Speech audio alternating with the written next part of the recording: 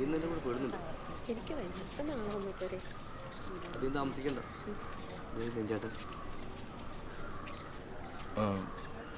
റജി അളിയാ റെജി വാ കയറി. ഒരു നിങ്ങളെന്നകത്തോട്ട്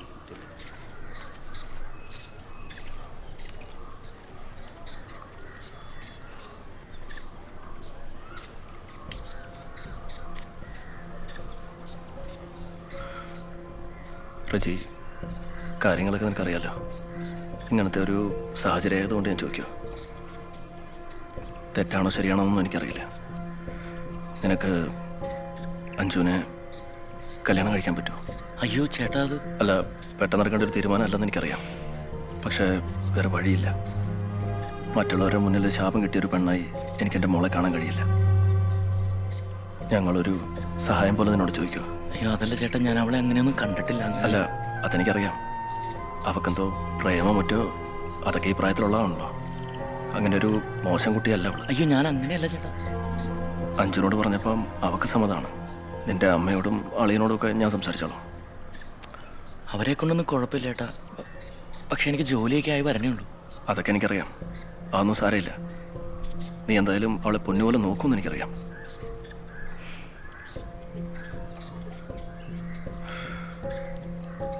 ചേട്ടൻ വാ, നമുക്കൊരു ചായ കുടിക്കാം. വാ. അതല്ല റജി, നിങ്ങൾ ചെക്കൻ്റെ വീട്ടിൽ ആദ്യമായിട്ട് വന്നതല്ലേ, ഒരു ചായ കുടിക്കാം. വാ. എടാ റജി, ചായ കുടിക്കാം. അതിനു മുമ്പ് ചെറിയൊരു... ഇനി എന്താ ചേട്ടാ? എടാ ഇതുവരെ... ഓ, പുറത്തല്ലേ? പുറത്താ. ചേട്ടാ സംഭവം സത്യ, എന്തെങ്കിലും ചെയ്യണമെങ്കിൽ ഇപ്പം ചെയ്ത് അല്ലിപ്പോൾ കിട്ടിയെടുക്കും. ടീന എല്ലാം ഓക്കെ അല്ലേ? ഓക്കെ. എന്തേ? റെജിക്കുള്ള പണി ഇതിലുണ്ട്.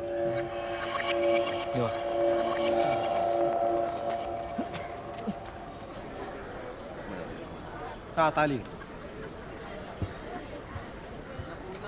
ശാന്തി, കൂടുതൽ പരിപാടികളൊന്നും വേണ്ട, ചടങ്ങ് മാത്രം മതി. മാംഗല്യം തദ്ദുനാനേനാമജീവനഹേതുന. അതെ കിരൺ ചേട്ടന് എന്താ ചെയ്യാൻ പോണേ? ഇത്രയൊക്കെ ചെയ്യെങ്കിലേ കിരൺ ഇതൊക്കെ വെറും സിമ്പിൾ അല്ലേ? നീ കണ്ടോ?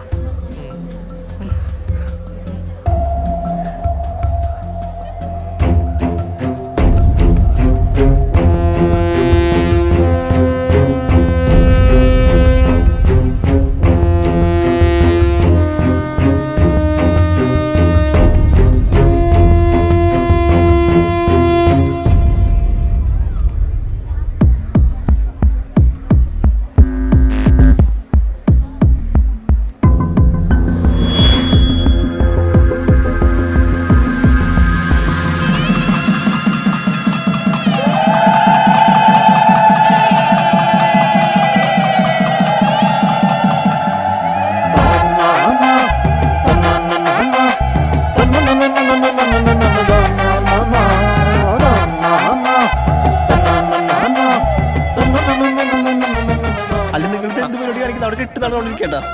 അതല്ല കെട്ടിവേളം വെച്ചത്. കെട്ടി വേണ അല്ല നമ്മളിപ്പോ എന്ത് ചെയ്യാനാ? അപ്പൊ നമ്മളൊന്നും ചെയ്യണ്ടേ? എടാ അവൻ അവന്റെ പെണ്ണിനെ കണ്ടിട്ട് ഞാനിപ്പോ എന്ത് ചെയ്യണം? അവന്റെ പെണ്ണ. അപ്പൊ നിങ്ങൾ തമ്മിൽ പ്രേമാണ് മറ്റേന്നൊക്കെ പറഞ്ഞതിനോട് ഒരുപാട് കഥ പറഞ്ഞല്ലോ. കണ്ണാ എന്നാ ഇനി ഒരു കഥ சொல்லட்டுமா?